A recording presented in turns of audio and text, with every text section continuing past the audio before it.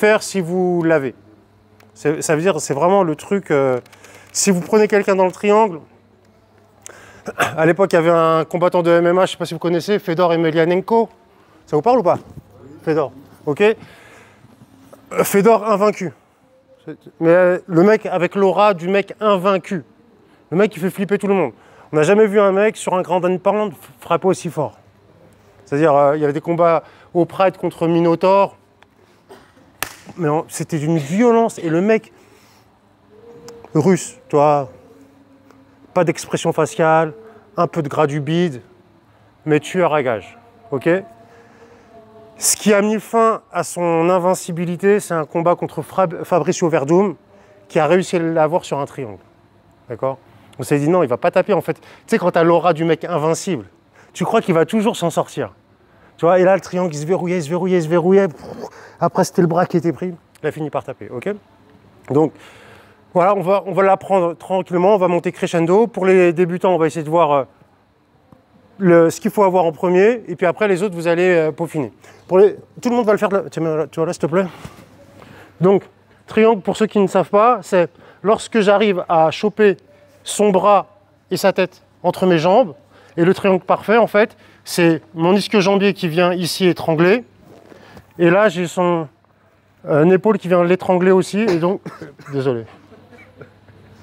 Ah, mec, il me faut des mecs plus solides, là. Donc, ischio ici et idéalement la cheville dans le creux du genou. Ok? Donc, pour les débutants, parce qu'il y a tout le détail, toutes les mécaniques, ça peut prendre un peu de temps, mais comme pas mal de choses, une fois, vous prenez le temps, acceptez d'avoir quelques séances, quelques semaines où vous galérez un petit peu à bien ajuster précisément, acceptez ça, et une fois que ça va cliquer, vous l'avez pour toute votre vie. Donc ne soyez pas frustrés si au bout de la première séance, vous n'y arrivez pas tout de suite. Donc ce que vous devez comprendre sur le triangle, c'est que je dois choper son bras et sa tête entre mes jambes. Un bras et une tête. Donc là, j'ai les deux bras et la tête. Il y en a un de trop.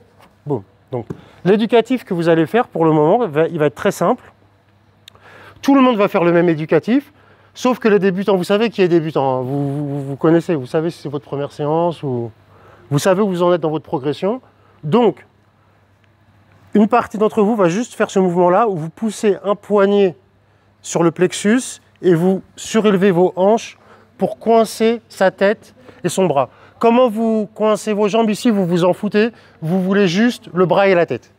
Donc vous êtes là, vous faites plusieurs fois du même côté. Une fois que vous avez compris la chose, vous pourrez inverser.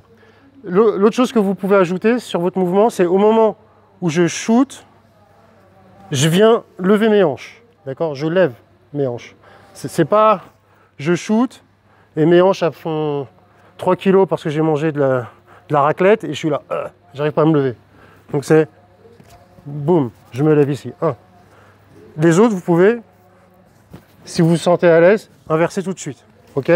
Par contre, pour les autres, ce que vous allez faire, vous allez, une fois que vous inversez, vous fermez vraiment le triangle. C'est-à-dire, vous mettez ici, vous baissez la tête, boum, à droite, à gauche, vous prenez l'habitude de fermer, hop, volontairement vous le mettez là, il peut se mettre ici un petit peu pour vous gêner, vous levez et vous fermez ici à droite à gauche, et ensuite on montera sur des setups, sur des installations un peu plus, comment t'as dit? Avancé, c'est très bien, un peu plus avancé. 1, 2, ouais.